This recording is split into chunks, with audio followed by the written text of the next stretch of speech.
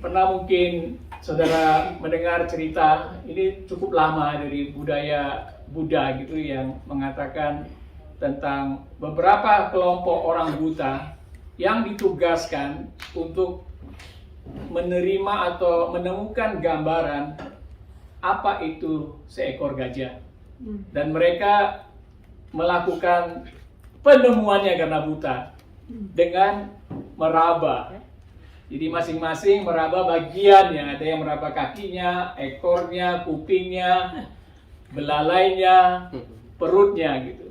Dan kemudian mereka dikumpulkan kembali dan ditanyakan apa yang mereka gambarkan seekor gajah itu. Wow, masing-masing dengan kekehnya mereka mengatakan, oh itu seperti ular, oh itu seperti kuda, karena dia ambil ekornya. Oh itu seperti badak, itu karena perutnya. Dan mereka kekeh, dalam arti kekeh itu mungkin kokoh pendiriannya, keras kepala gitu ya, untuk mengatakan bahwa seperti ini.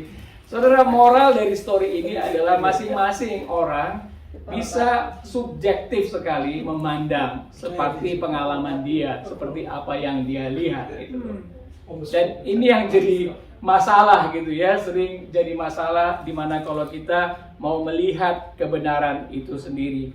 Nah, saudara, bayangin saudara, kalau kita dalam hidup sebagai orang percaya itu hanya ada kitab perjanjian lama. Kita nggak pernah membaca adanya Injil, kita nggak pernah membaca adanya surat-surat. Bayangin saudara, mungkin kita udah nggak makan babi lagi ya. Karena dilarang gitu loh di perjanjian lama. Mungkin kita terpaksa harus sunat lagi gitu. Ya, karena itu diperintahkan di perjanjian lama gitu. Dan banyak hal yang kita kehilangan gitu.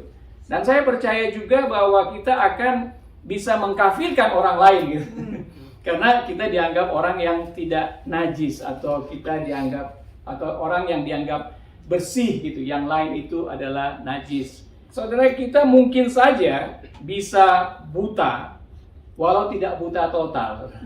Nah, kalau kita khususnya mengambil ayat-ayat Alkitab tertentu saja yang kita sukain, kita dapat melihat, tapi sebenarnya kita sedang buta.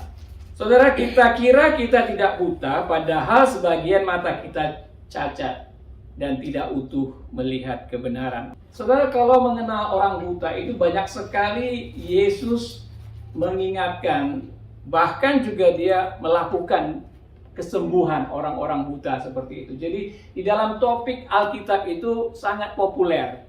Dia mencelikkan mata orang buta, tetapi juga dia melihat bahwa kebutaan itu bisa saja bukan masalah fisik, tapi masalah blindness of spiritual. Oleh karena itu mari kita baca dari Markus 10, 46 sampai 52. Lalu tibalah Yesus dan murid-muridnya di Yeriko. Dan ketika Yesus keluar dari Yeriko bersama-sama dengan murid-muridnya dan orang banyak yang berbondong-bondong, ada seorang pengemis yang buta bernama Bartimeus, anak Timeus, duduk di pinggir jalan. Ketika didengarnya bahwa itu adalah Yesus orang Nazaret, mulailah ia berseru, "Yesus anak Daud, kasihanilah aku." Banyak orang menegurnya supaya ia diam, namun semakin keras ia berseru, "Anak Daud, kasihanilah aku." Lalu Yesus berhenti dan berkata, "Panggillah dia." Mereka memanggil orang buta itu dan berkata kepadanya, "Kuatkan hatimu, berdirilah, ia memanggil engkau." Lalu ia menanggalkan jubahnya, ia segera berdiri dan pergi mendapatkan Yesus. Tanya Yesus kepadanya, "Apa yang kau kehendaki supaya aku perbuat bagimu?" Jawab orang buta itu, "Rabuni, supaya aku dapat melihat."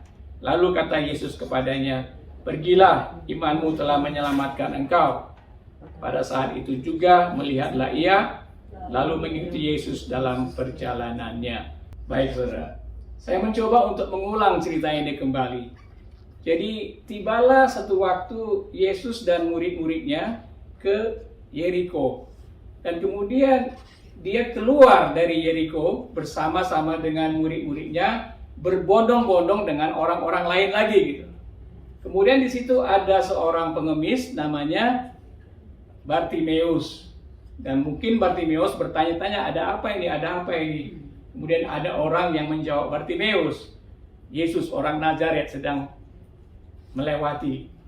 Nah, ketika dia mendengar itu, kemudian dia berseru, Yesus anak Daud, kasihanilah aku. Orang-orang di sekitarnya kemudian mencoba untuk menegur dia gitu. Dan apa yang dia lakukan?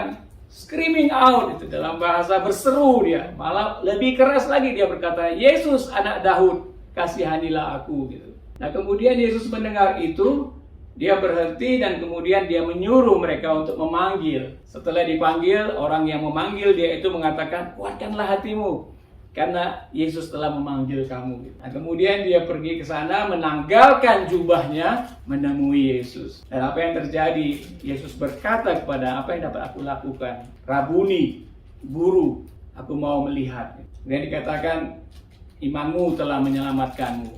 Pergilah. Dan terakhir dikatakan di situ, pada saat itu juga melihatlah ia, lalu ia mengikuti Yesus dalam perjalanannya. Saudara, kalau kita melihat ayat demi ayat di sini, saudara, lalu tibalah Yesus dan murid-muridnya di Yeriko. Dan ketika Yesus keluar dari Yeriko, apa yang saudara pelajari tentang Yesus? Yesus sangat aktif.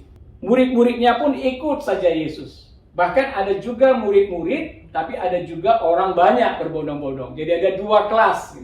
Dan kemudian ada satu peristiwa di mana Bartimeus ini, anak Timeus, duduk di pinggir jalan dan mendengar.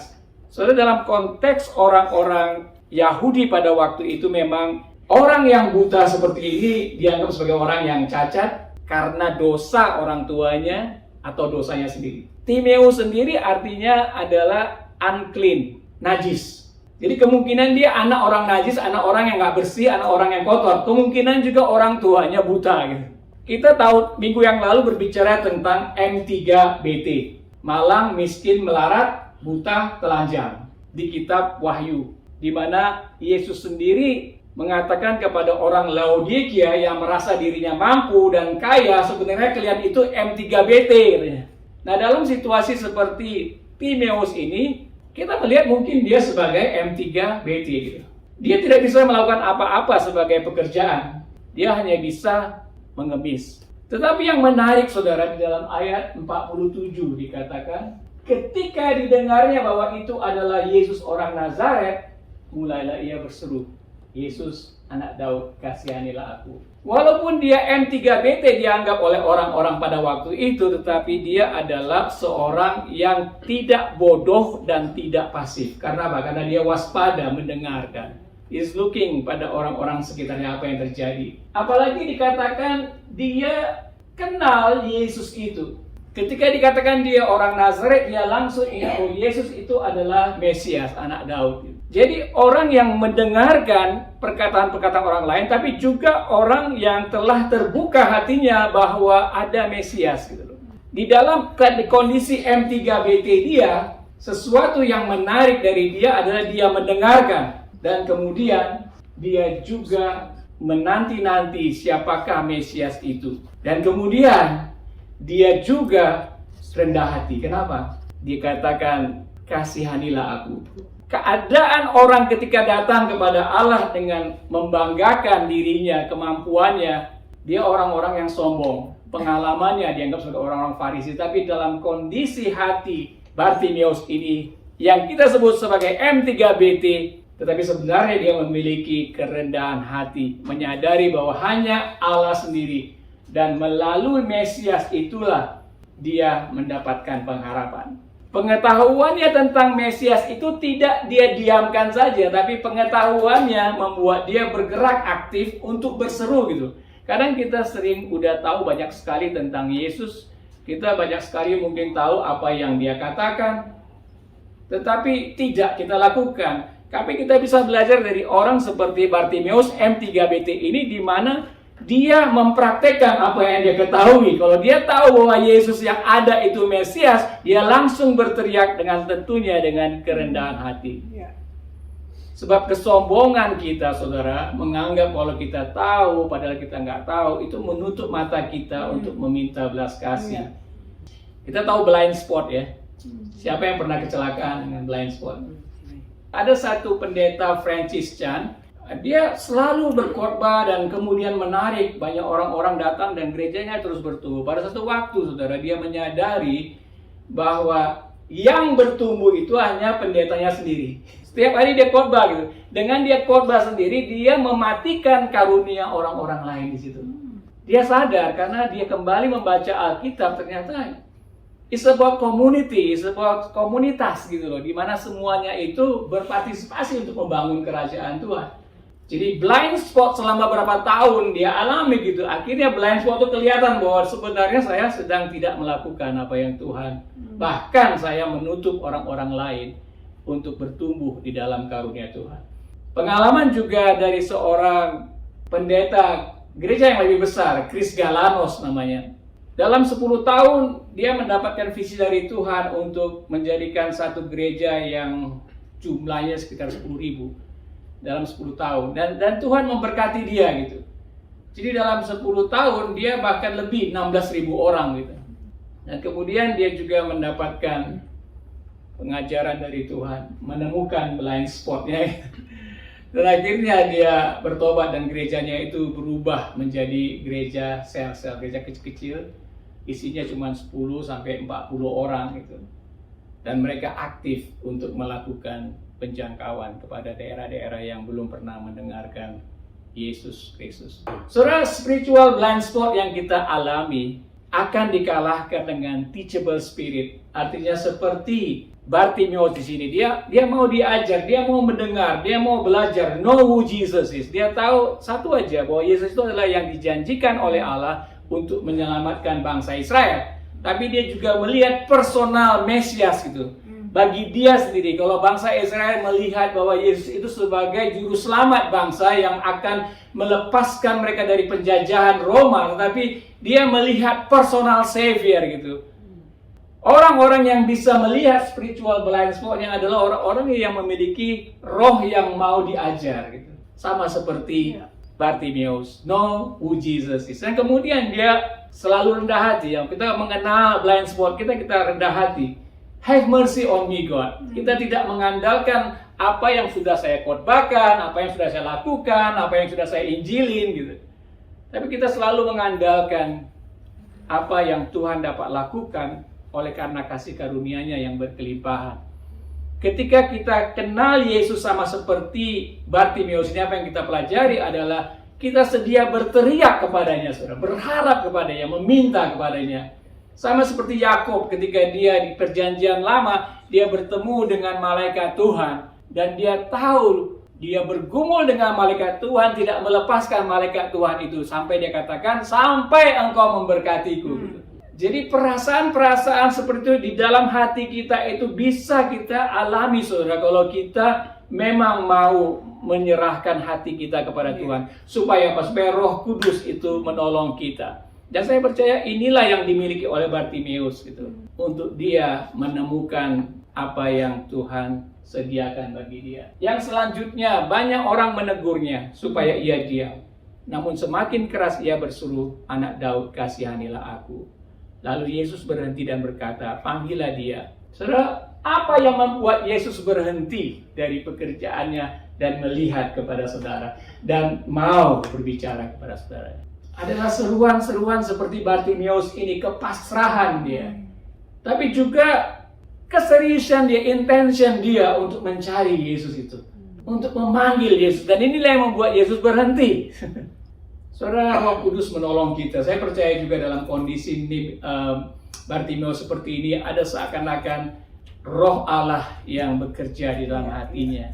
Untuk dia boleh tetap memiliki semangat seperti itu. Kadang kita kalau meminta kepada Tuhan, sekali kita meminta, udahlah, Tuhan nggak beri. Saya sudah berdoa kok, kemudian nyerah gitu. Padahal Yesus menggambarkan doa seperti janda yang minta keadilan pada hakim jahat itu. Ada pimpinan Roh Allah yang bisa membuat perbedaan, saudara. Dan kita harus meminta atau belajar dan meminta mengalami Roh Allah. Ada banyak orang bisa menyebut Yesus, tapi panggilan Yesus anak Daud yang membuat Yesus berhenti. Anak Daud, kasihanilah aku. Dia adalah Mesias. Dan ketika dikatakan Mesias, kebenaran siapa dia itu, dia akan kembali gitu melihat saudara. Pernah ingat gak di Mazmur 103? Pujilah Tuhan, hai malaikat-malaikatnya, hai pahlawan-pahlawan perkasa yang melaksanakan firman-Nya dengan mendengarkan suara firman-Nya. Jadi ketika ada suara firman Tuhan, malaikat-malaikat ikut melakukannya. Sama seperti karakter Yesus juga, ketika ada firman yang dibacakan, anak Daud kasihanilah aku, Yesus berhenti. Dari sini kita bisa belajar bahwa Yesus berhenti kalau apa? Kebenaran firman itu dikatakan kepada dia. Kalau kita berdoa, kita menggunakan Alkitab. Kita menggunakan firman Tuhan sendiri. Nah, perkataan-perkataan firman itu selain didengarkan oleh malaikat yang melakukan firman itu, demikian juga Al-Masih, Yesus Kristus. Jadi kalau kita mau benar-benar berdoa, kita berdoa sesuai dengan apa yang firman Tuhan katakan. Klaim kembali janji firman Tuhan itu. Yesus katakan, berdoalah sebab aku pergi kepada Bapa. Dia ada bersama-sama di samping Bapa dan dia mendengarkan kita. Apalagi ketika kita mengatakan firman-Nya di dalam doa. Saudara, yang terakhir di sini dikatakan, lalu ia menanggalkan jubahnya. Ia segera berdiri dan pergi mendapatkan Yesus. Jubahnya ini, saudara, adalah jubah yang mungkin digunakan oleh pemerintah pada waktu itu sebagai license, sebagai orang ini bisa meminta-minta di jalanan. Jadi jubah itu, jadi jubah orang miskin gitu. Ketika dia tahu dia dipanggil oleh Yesus, saudara, dia berani meninggalkan masa lalunya.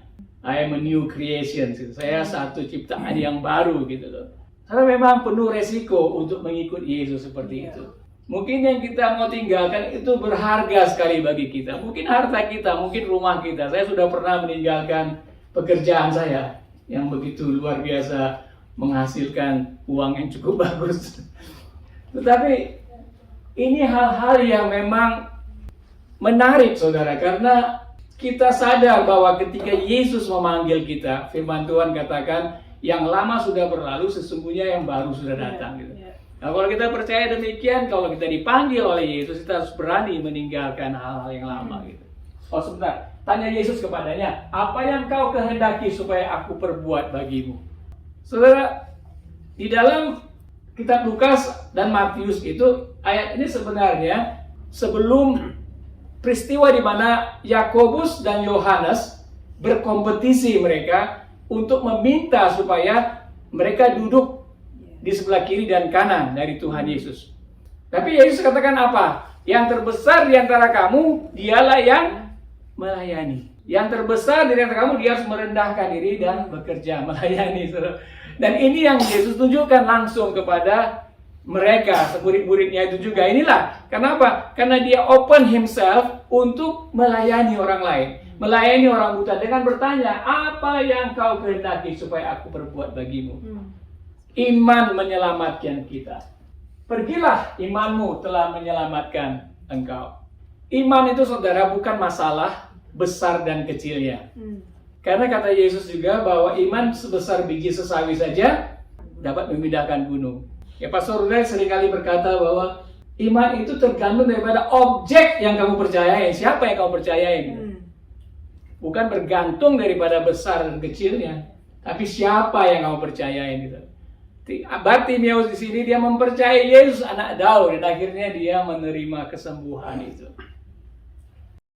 Kita akan dengar kesaksian Ibu Rosni. Kesempatan bagi Ibu, silakan Bu, mungkin di sini bisa membacakan kesaksiannya.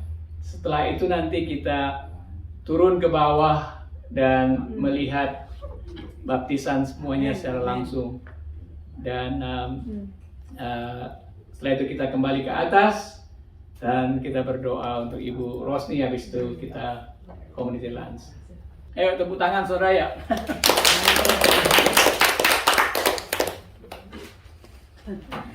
Saya pertama kali saya maju di depan. Ini personal untuk saya punya background. Saya Rosni, saya berasal dari Jakarta. Saya dan kakak saya Dewi dibesarkan oleh keluarga tante saya yang beragama Hindu. Saya menikah dengan Kishore Kumar dan memiliki 3 anak, yaitu Bob, Anita, dan Ken. Suami saya Kristen, tetapi tidak rutin beribadah ke gereja. Saya pun ikut ke gereja waktu diajak beribadah. Anak-anak pun lambat laun mengenal kekristenan dan dibaptis semasa SMA. Dan Ken pada tahun 2015 saat wisuda S1 di India. Waktu itu saya dan Kishore ada di sana. Saat Anita dibaptis, saya mulai aktif ke gereja dan bergabung dengan ladies group di sana, di Jakarta. Kemudian pindah ke Jogja dan mulai tidak aktif lagi ke gerejanya. Ketika saya mengantar Anita ke India untuk kuliah, disitulah saya merasakan tuntunan dan pertolongan Tuhan. Terlalu banyak kesulitan dan halangan dalam membawa mereka menyelesaikan kuliah, khususnya masalah keuangan dan berbagai masalah internal rumah tangga. Tetapi setiap kesulitan dan rintangan selalu terlewatin, selalu diberi jalan keluar tepat pada waktunya. Semua ini adalah bukti campur tangan kuasa Tuhan Yesus. Setiap kesulitan dan tekanan di dalam diri saya serahkan sepenuhnya kepada Tuhan Yesus dan merubah menjadi suatu tantangan bagi saya untuk lebih percaya dan mengandalkan Tuhan Yesus. Singkat kata, hingga hari ini segala sesuatu kejadian dalam hidup kami, anak-anak dan cucu kami dalam segala hal. Semua itu kami serahkan dalam tangan Tuhan Yesus dalam kuasa-Nya yang tidak terbatas. Kenapa saya mau dibaptis? Saya satu-satunya pribadi yang belum dibaptis dalam keluarga saya.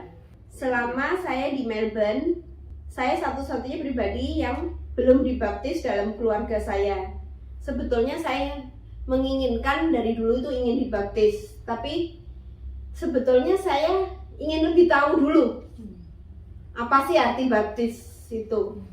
Selama di Melbourne, saya juga ikut kebaktian dengan Bob dan Joshua di Crossway Internasional. Setelah berada di komunitas Crossway Indonesia, saya merasakan ada dorongan hati yang kuat untuk bergabung lebih dekat. Saya mulai merasakan bahwa bukan secara kebetulan saya berada di dalam komunitas ini. Saat ada pembicaraan dengan Ibu Melanie, muncullah suatu cerita untuk pembaptisan. Disitulah secara spontan muncul dorongan hati yang sangat kuat bahwa saya bukan kebetulan di dalam komunitas Jemaat Crossway Indonesia. Saya makin haus dan rindu akan kasih Tuhan Yesus. Hal ini sesuai dengan firman Tuhan yang mengatakan bahwa bukan aku yang memilih dia, tetapi dia yang memilih aku untuk diselamatkan. Inilah yang membuat saya ingin dibaptis. Saya menyatakan untuk mau menjadi murid dan pengikut Tuhan Yesus.